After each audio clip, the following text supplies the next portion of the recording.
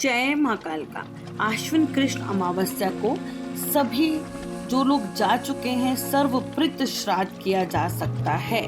यदि आप श्राद्धों के बीच में तिथि विशेष को श्राद्ध नहीं कर पाए किसी वजह से, या ऐसे पितृ जिनकी श्राद्ध की तिथि की आपको जानकारी नहीं है, इस दिन उनका श्राद्ध किया जाता है। इस वर्ष 14 अक्टूबर को सर्व पितृ श्राद्ध किया जाएगा। क्या आप जानते हैं श्राद्ध के दौरान सूक्ष्म यानी छोटे से रूप में पितृ आते हैं, इसलिए हमें श्राद्ध भक्ति के साथ पितृ पक्ष में उनका तर्पण एवं श्राद्ध उनका हमें जरूर करना चाहिए। गरुड़ पुराण और अग्नि पुराण में इसके बारे में बहुत विस्तार से बताया गया है। कहते हैं कि भगवान राम जब 14 वर्ष के वनवास काल में थे तब वे चित्रकूट होते हुए पुष्कर तीर्थ पहुंचे। वहां माता सीता ने अपने ससुर दशरथ जी के सम्मान में श्राद्ध किया था।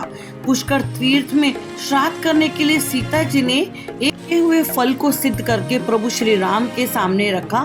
भगवान राम ने श्राद्ध में ऋषियों को आमंत्रित किया था। जब ऋषियों ने को सीता जी ने भोजन परोसा तब वे ब्राह्मणों के बीच जाकर वहां से दूर चली गई और लताओं के बीच में छुपकर बैठ गई। सीता जी के एकांत में छिपने के कारण श्री राम ने सोचा लज्जा के कारण कहीं चली गई होंगी। श्री राम ने ऋषियों को भोजन कराया। जब ऋषिगण वहां से चले गए, भगवान राम ने सीता से वहां से छिपने का कारण पूछा। माँ ने बताया, मैंने वहां आपके पिता के दर्शन किए। उस समय मैं बिल्कुल बलकल वेश में थी और ऐसा भोजन परोस रही थी कि वैसा भोजन तो आपके पिता के दास के भी नहीं यहाँ खाया जाता।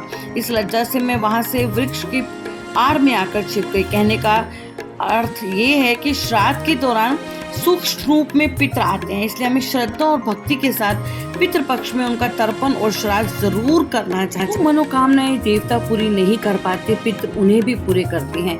प्रजापति रुचि ने विवाह नहीं किया था। उनके पितरों ने कहा कि विवाह के बिना तुम्हें मोक्ष की प्राप्ति नहीं होगी। तब प्रजापति रुचि ने ब्रह्मा जी की 100 वर्ष तक तपस्या की, उन्हें विवाहित होने का वरदान दिया। ब्रह्मा जी के आशीर्वाद से प्रमलोचा नामक अप्सरा की दिव्य कन्या माननी से प्रजापति रुचि का विवाह हुआ।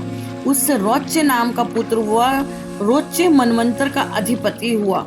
पितरों का श्राद्ध जरूर करना चाहिए। माना जाता है कि अमावस्या के दिन वायु रूप में घर के दरवाजे पर पितृ आते हैं, अपने स्वजनों से श्राद्ध की अभिलाषा करते हैं और 4 से 6 के बीच जब सूर्य अस्त हो रहा होता है तब वो चले जाते हैं।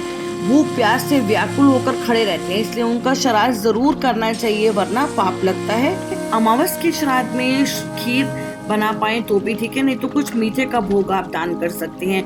कौओं के लिए पनीर के टुकड़ों पर चीनी लगा करके जरूर खिलाएं।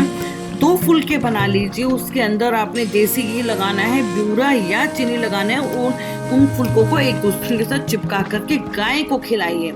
आपके पितृ बहुत प्रसन्न होंगे।